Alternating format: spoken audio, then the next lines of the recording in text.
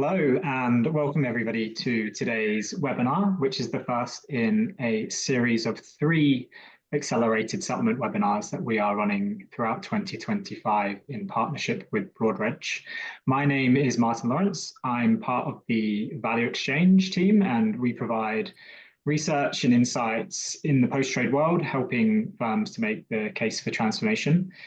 The webinar series that we have has really been designed as a way to facilitate meaningful information sharing across the industry and provide kind of an examination into how firms are adapting to T+1 settlement and to explore broad challenges with T+1 settlement, as well as some of the unique market considerations that come with moving to T+1 within the UK and Europe.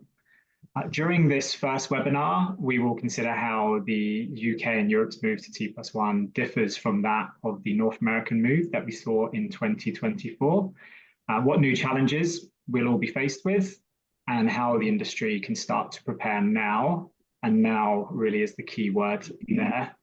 So joining me today, I'm absolutely delighted to have an esteemed panel of guests who all have very unique perspectives on accelerating settlements, and they will be very happy to share those with you as we go through the webinar today. So I'll come to each of you individually. If you could just introduce yourselves, maybe Emma first. Good afternoon. Yes, Emma Johnson. I work in JP Morgan in the industry development team within global custody, where I look after all things T+1, CSDR, and the FMI engagements. But also from a T+1 point of view, I'm a bit of a T+1 nerd. I'm in the UK Accelerated Settlement Task Force Operating Committee, where I co-lead the US Lessons Learned workstream. And in the EU, I'm in the industry committee as a co-lead of the settlements workstream, and very happy to be here this afternoon. Thanks, Emma. And Mark? Thanks, Martin. Yeah, Mark Austin. I'm Principal and Head of Trade Support for the Connor Clark and Lunn Financial Group. We're a Canadian-based asset manager, but I lead my operations team here from the UK, but they are also based in Canada and in India. And in the spirit of competition for T+1 Nerd of the Year, my submission is that I feel that I've been shortening settlement cycles my entire career. When I started, it was 2 weeks plus 5 days, down to 5 days, 3 days, and I was on the Canadian capital markets groups for both the T+3 to 2 and 2 to 1 moves, and I'm also partaking in the UK Accelerated Settlement Task Force in various places. Thank you, Mark. And Ignatius? Thanks, Martin. I'm Ignatius, Vice President, Product Management at Broadridge Financial Solutions. In 2012, 2013, I built a product of which is currently called MyFix Matching to provide a fixed-based post-trade solution.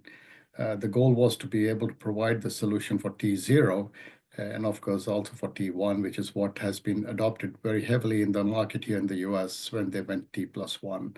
I also sit on the FIX committees for the Global Post-Trade FIX Committee, and also in 2012 and 11, I was on the buy-side post-trade working group, where we set all the specs together and which is now available to the industry.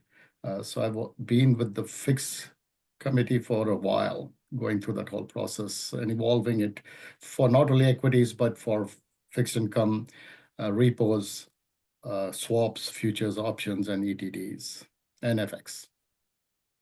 Thank you, Ignatius. And lastly, by no means leastly, Matt. Hello, I'm Matt Panting. I'm the head. My connection seems to have gone funny just at the wrong moment. You're okay on our side, Matt. Okay, thanks. I'm the head of product management for the business unit we call International Post Trade at Broadridge, servicing many of the broker dealers in the sell side community.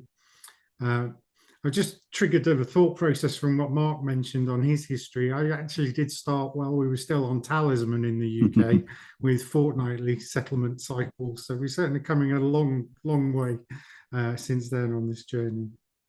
I was also a member of the Accelerated Settlement Task Force, including participating in Emma's stream, which was good fun some of the time, and very happy to be with you today.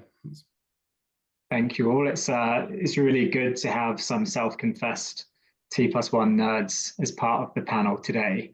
But before we start grilling you on your nerdiness, just a little bit of housekeeping, if we can. I'd like everyone here to have the opportunity to ask questions. If you do have any questions, please do submit them in the Q&A function, which you should be able to see at the bottom of your screen. We also had a couple of pre-submitted questions, so we'll do our best to get to them all at the end of the session today. Anything that we don't get to, I will endeavour to follow up with you within the next day or so. Also throughout, we will have a couple of poll questions, I think 3 in total, which will give us an indication into where you are within your own T+1 journey. And actually, I think that would be a really great place to start. So Daniel, if you don't mind, could you put forward the first poll question? Okay, so if we just concentrate on the first poll question for now. So how confident is your firm in its readiness for a T+1 settlement environment? So you're very confident, somewhat confident, not confident, or we haven't started preparing yet, and you'll note that I haven't included an option for what is T+1. We are also doing a separate piece of research on this just for your information while everyone's answering their votes. Based on that survey we have, 57% of firms are stating that they're in the research and scoping phase. So that's really great that people are engaging on it. And I would just ask those people that are in that stage to just keep going and start making their project plans known. 12% believe that they're fully prepared for T+1, which does concern me a little bit, but I think that's primarily due to the fact North America has already gone and they believe that the solutions put in place there will port across to the UK and Europe. The concerning part for me is the 19% have said that they have no activity around planning for T+1 at the moment. And so really, hopefully this call, if any of you are on this call, then this will be a good place for you to start. But Daniel, could we just quickly see the results of that poll? Okay, so we have a good mix, but not too many in the haven't started preparing section. So that's great to know. A lot of you are very confident and some of you are somewhat confident. So that's really good. And actually probably leads me on to my first question for the panel. You know, some of that confidence I do believe comes from the fact we've done it in North America. And so Emma, if it's okay, I'm going to start with you. In 2024, we did successfully migrate the North American markets to T1 settlement. And as you mentioned, part of your role in the task force was to consider the learnings that came from that. In the service survey I just mentioned, 37% of firms stated that they believe that their preparations for T1 in North America would give them a significant benefit for their T+1 preparations here. So I really wanted to see what your perspective was on that. What are the key operational lessons learned in North America and why this probably isn't a copy and paste exercise? Yeah, great. Thank you, Martin. And I think interesting stats we've just seen as well. I think see the very confidence being so high and somewhat confident also being high. We've got good foundations, and I think the US has given us confidence. 37%, is a good number, right? And I think maybe we don't always equate the full package of the T+1 implementation. So of course there's the whole project planning, the governance, the client engagement. We learned the world isn't flat, and that we need to know our client and investor demographics, where they reside, how they transact, what they can transact, what their time zone is. And also that T+1 is more than just security settlements. You need the cash to be able to settle versus payments. So whether that's FX, whether that's cash funding, extending credit, the whole thing. We also learned that T+1 requires certainty. Of course, operationally, you need to know what the scope is. What am I going to settle? How am I going to settle it?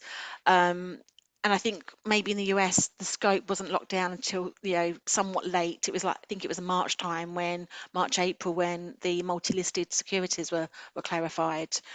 I think, when we think about infrastructure governance, we should not underestimate the role that DTCC played. They had a stellar engagement model, a stellar governance model, great communication.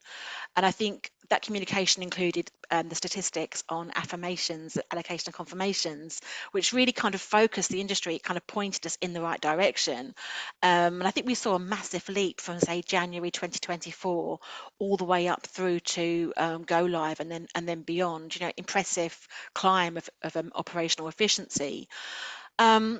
And of course, we should, and I always say this, Europe's different, and of course it is different. Asia's different. Every market has its own quirks. But when we look at what is common, allocations and confirmation processing, obviously affirmations we don't have. If you allocate and confirm in swift order in the US, you're not going to say, oh, okay, I'll take my time and have a cup of tea in Europe. You're going to do the same, I would like to think. And having seen some of DTCC statistics in their Regional Advisory Council, they're, at the high efficiency rates already within this region. So that's really impressive. Settlement instructions. Yeah, I mean, it's a tricky one because the US FMI stack it is an integrated model with DTCC. They're matched to instruct product, custodians, affirmation models where they can push instructions into the CSD. So we can't necessarily look like for like there.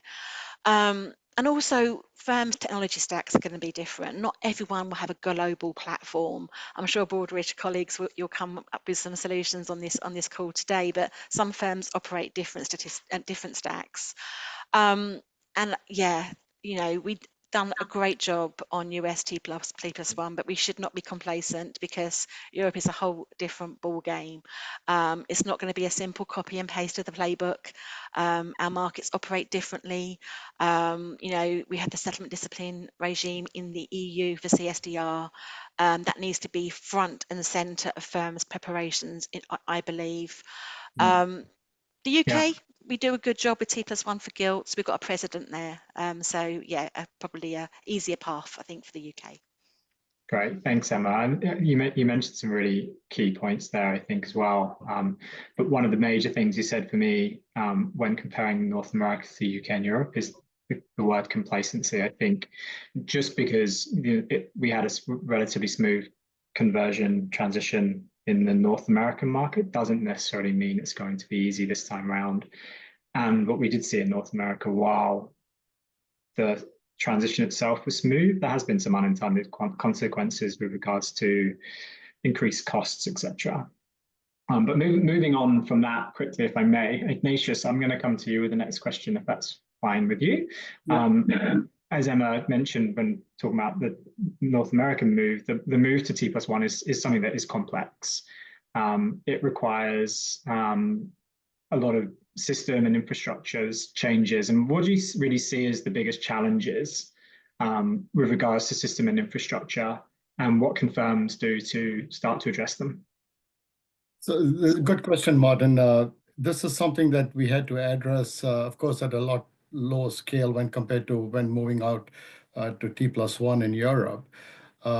With the big item that I used to talk about is automation. We have a lot of clients who, there are a lot of little manual processes or completely manual process where they send emails and files to the brokers with the allocations, which is not going to scale as you keep going forward. And of course, when the brokers don't like that because they are now under heavy scrutiny by the regulators for the timestamps and things like that. And of course, at 9 p.m. every day, they have to send out reports. So that's why I have always said that automation is key, and STP, which is basically straight through processing.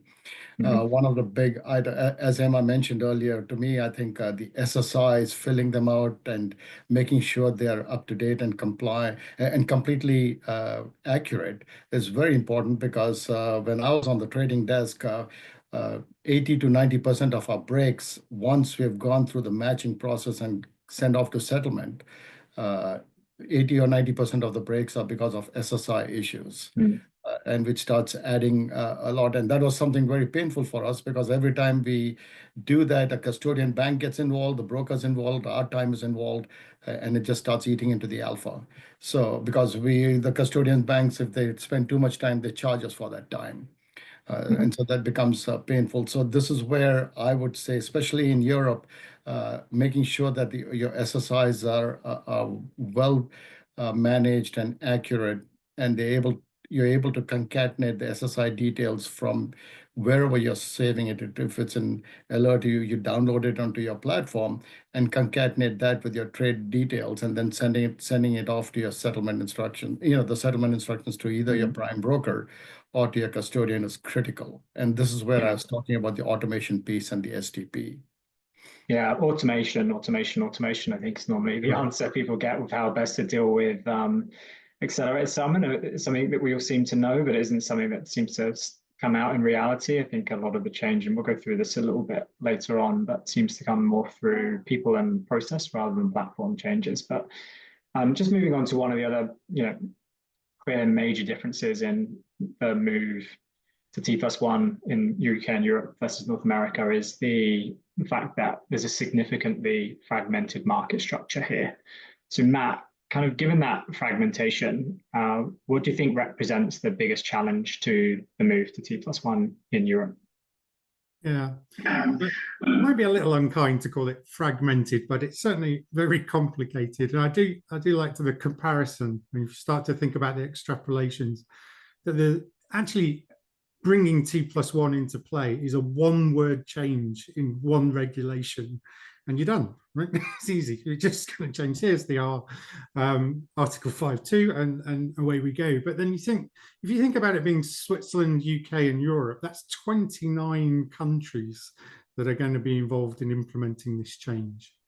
It affects trading. The core scope is securities traded on venues, and there are 100 regulated exchanges, more than 200 multilateral trading facilities in the region.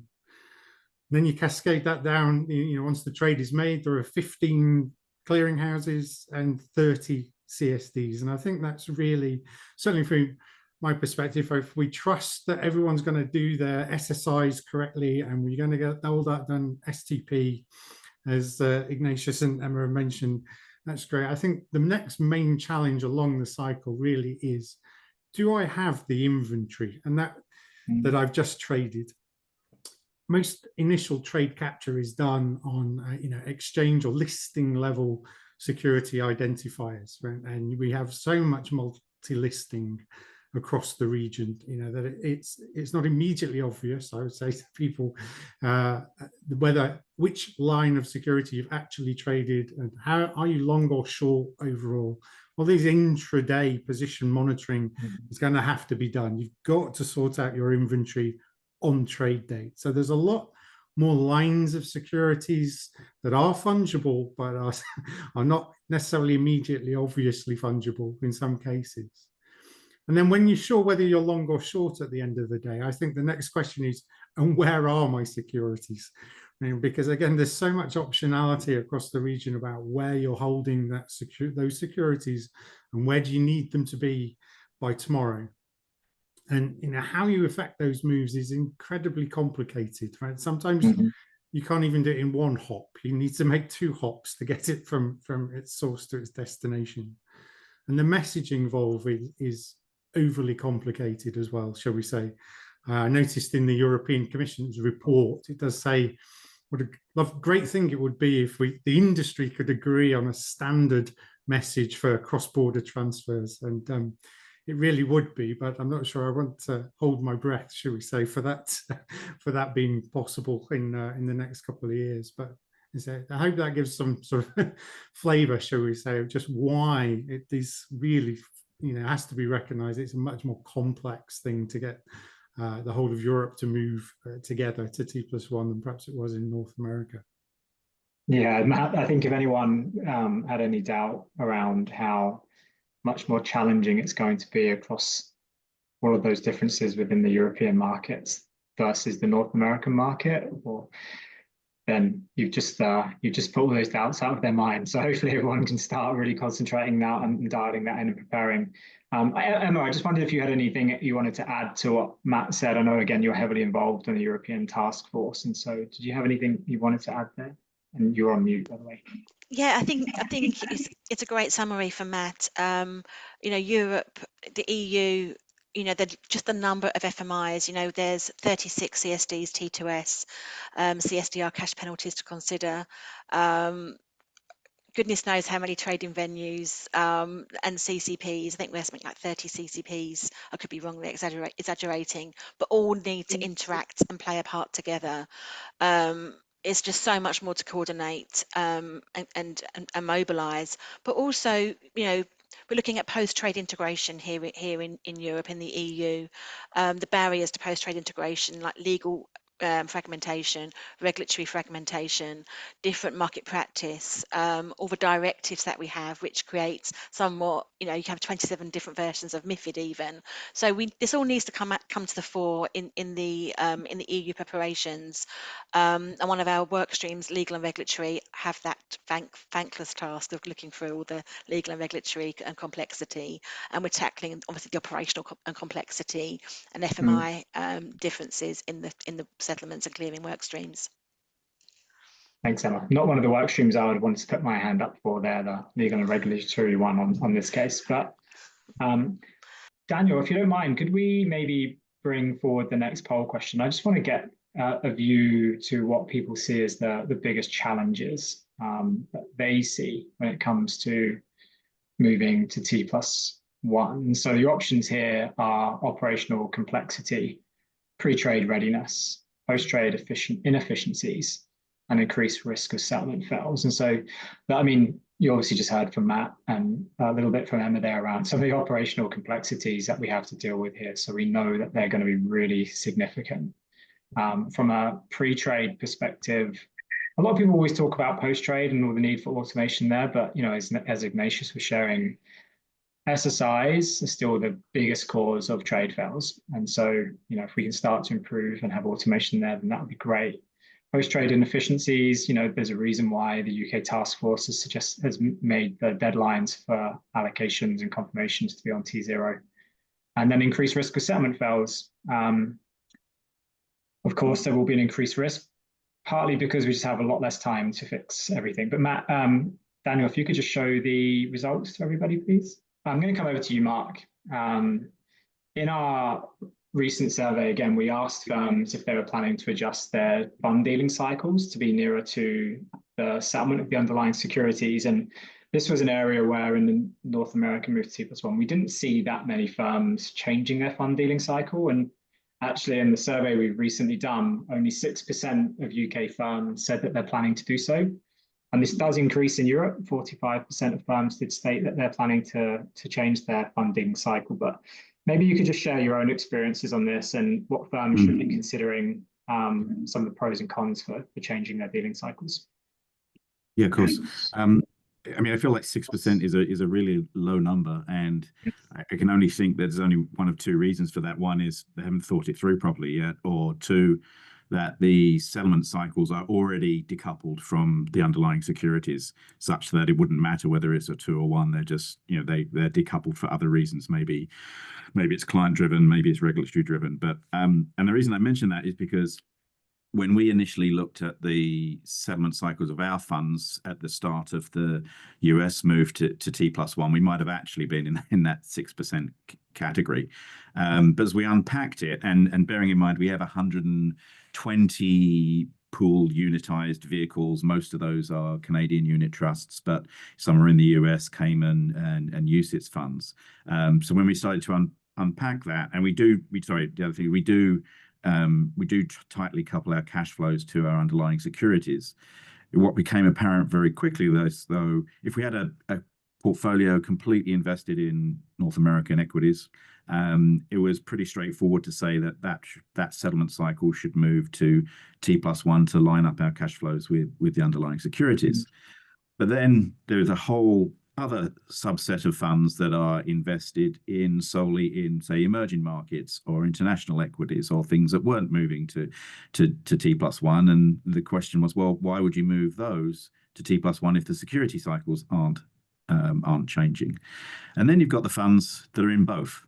So maybe it's a global fund, MSCI World Index, so about half of it's in North America and half of it's in the rest of the world. Well, now what do you do? What do you do with those? And then to make it even more complicated in the structure of our business and how some of our clients invest with us, we have balanced overlays, which include combinations of those underlying funds, which would, quite typically be mixes of North American and emerging market funds, just to give an example. So you've got an additional layer of complexity on top of that with the clients that are under that structure.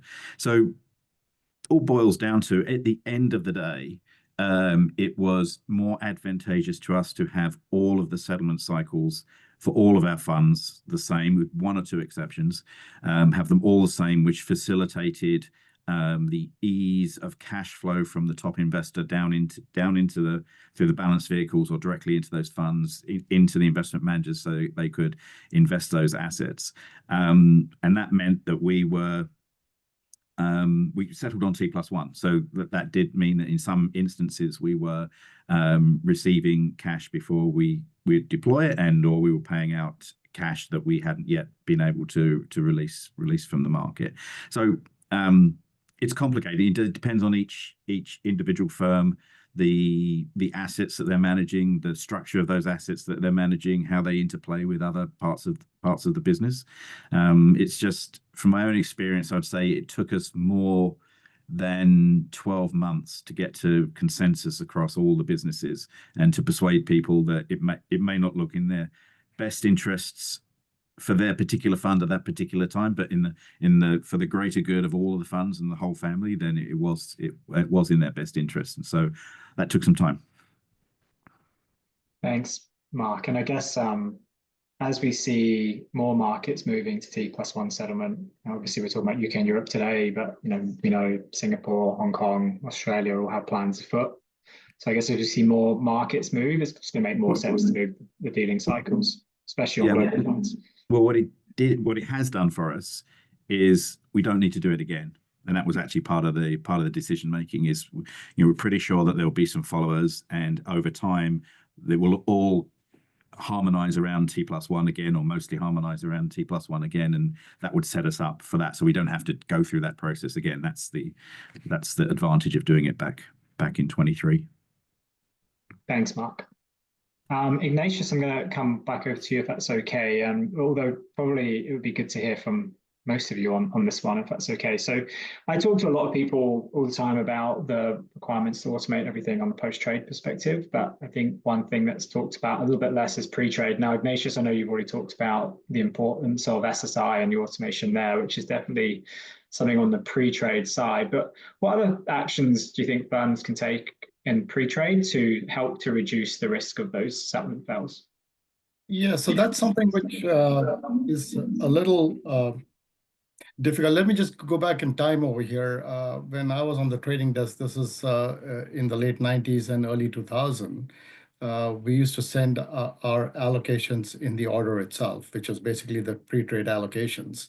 And then subsequently, as the volumes started going up, the brokers basically said, look, we would not be able to process those because that's a separate system that needs to be sent to our middle office platform.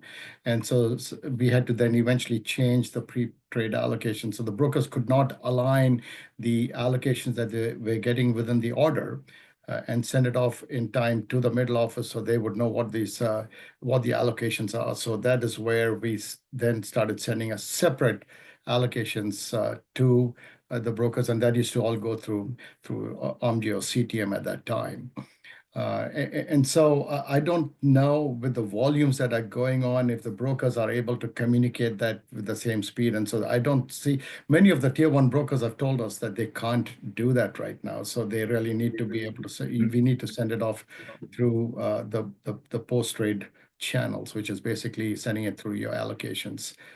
Which is how NYFIX matching does that right now. So of course, there are some asset managers who still send it. The smaller ones do send that, the pre-trade allocations. There are some large ones also who send it, but that's purely information for the front office, and it doesn't trickle down into the middle office. Yeah. How about on your side, Mark, with allocations? Do you do anything on sending them down with your orders? Must have had this conversation 5 times through the through the US T+1. Why can't he send? And I'll just speak solely to our experience, because there are other firms who will do things differently. And Ignatius mentioned CTM. We're a CTM user, and that's the workflow within CTM, is to release allocations once once the trade is fully match agreed, and it is very efficient. But there are other reasons that we could not / would not send allocations at the beginning. One, partial fills. Partial fills is generally allocated on a pro rata basis, but there are other rules within that might mean minimum certain sizes in some accounts and some constraints within some accounts that might exclude it from an allocation in certain situations. There are constraints that are only measured at the end of the day, and so certain fills in an order could, on certain days, trip things over some constraint monitoring levels, and it's not uncommon for asset managers to want to reallocate, and so they wouldn't have wanted to send out an allocation that they suddenly had to rejig, and that would slow things down at the back end. And frankly, I feel that things are pretty quick at the end of the day, and we don't really suffer from any issues for not sending those allocations earlier. So Thanks, Martin, just to expand on what Mark just said, from our experience with NYFX matching, many of our clients initially said that as soon as the trade is completed, they would like to send it off for settlement, to match and then into settlement. This is intraday. And we used to take them, and then, as Mark just mentioned, when it gets closer to the end of the day, the portfolio managers decide to change the allocation. And so then they have to cancel the original one, and that just generates a lot of noise. And so to eliminate all that noise, the asset managers basically said, look, we're just going to send it all end of day, and everything is coming in through fixed. So it's very fast, as Mark mentioned, it happens very quickly. So it works well, sending it end of day. It's more efficient. Yeah, I mean, just follow on from that. I mean, we do currently send fully completed orders once they're match agreed, because in certain markets you want to get those out as quick as you can. But still, to that point, most of the stuff is done at the end of the day, because lots of the fills come in very close to the end of the close. Some might even have a market on close order on them. So I'd say 90% of stuff is done at close or just after. Thanks, Mark. Emma, just with you quickly, as part of the task force, I know there was a number of recommendations made, and some of them were from the pre-trade. So we've discussed SSI automation already. The other one really that stands out as a kind of a pre-trade activity is PSET, PSAF automation. Why do you think kind of that's important? Yeah, and I think obviously, the SSI conversation, I think that's very insightful, and PSET and PSAFE and SSIs are really linked. On the PSAFE and PSET, you really need to know, like from an allocation point of view for IMs, you need to know where your inventory is held. That's the inventory management point that Matt mentioned earlier. So custodians reporting with the PSAFE, knowing where the securities are, knowing whether you need to realign positions across depots. We're in multi-listed instruments here with multiple cross-border permutations, so that PSAFE is so crucial, and that needs to be informed at that first point, the first rung of the ladder at the allocation level. PSET matching, it's not a matching field today. Nothing is matched at a PSET level. It's voluntary in a number of platforms. I know that DTCC, CTM are going to introduce it as a matching field later this year, or certainly as a field to populate. Whether that's going to be a match, I think that's still and to be discussed. But really, when we think about this, every rung of the ladder, it ties, pre-trade, immediate post-trade, post-execution, pre-settlement, and then settlement. They're all tied together, and a common thread is PSET and SSIs. There has to be that constant. There has to be the yes and yes you can't be doing different things upstream and then downstream. It's such a huge frustration. And in the EU, we're also considering PSET and PSAFE features in the current ESMA consultation on settlement discipline. So it's something we've got to get right. It's just not acceptable today. We have all these issues.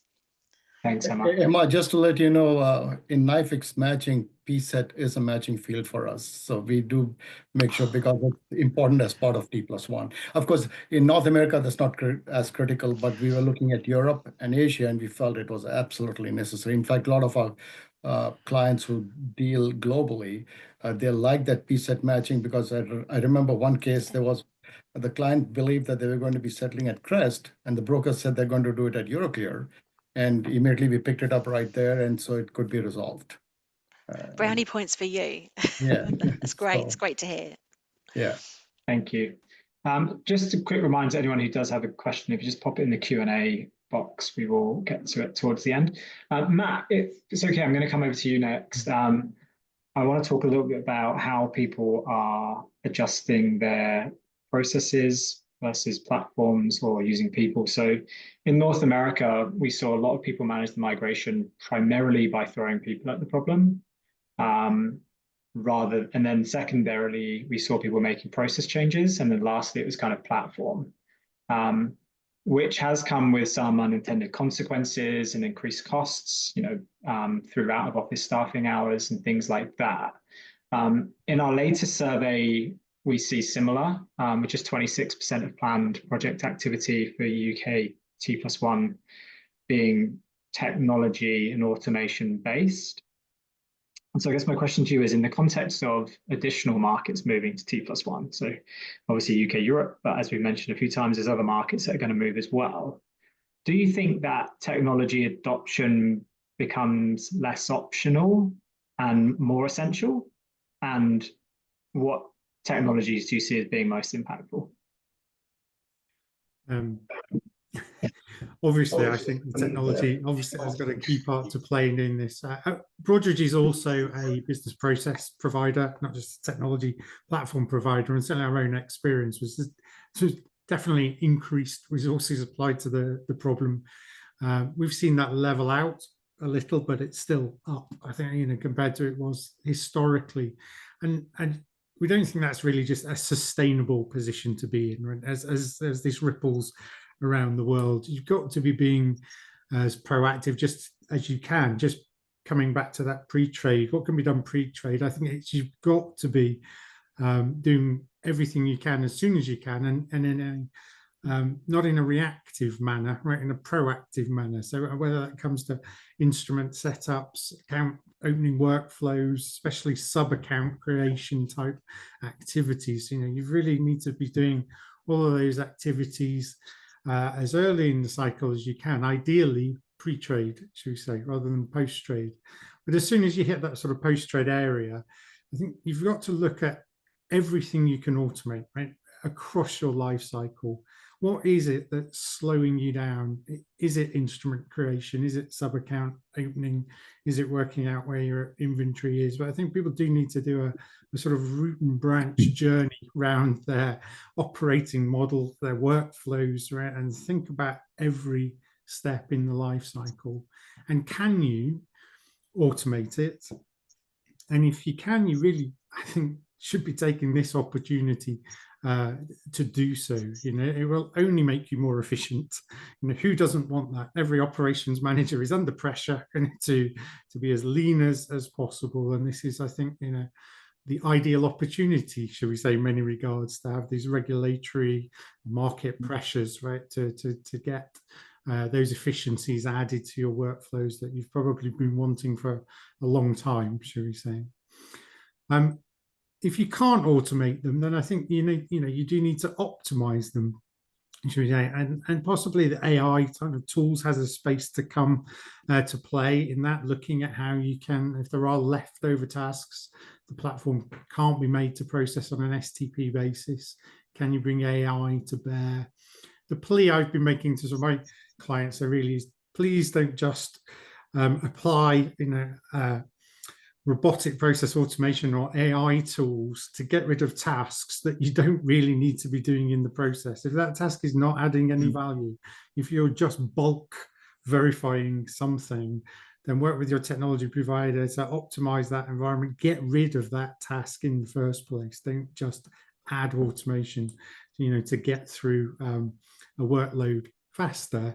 Make sure that you have really truly reviewed the work you are doing and it does add value. And if it doesn't, try and eliminate it from the process, and that's how you'll get your time back, should we say, in the shortened settlement life cycle.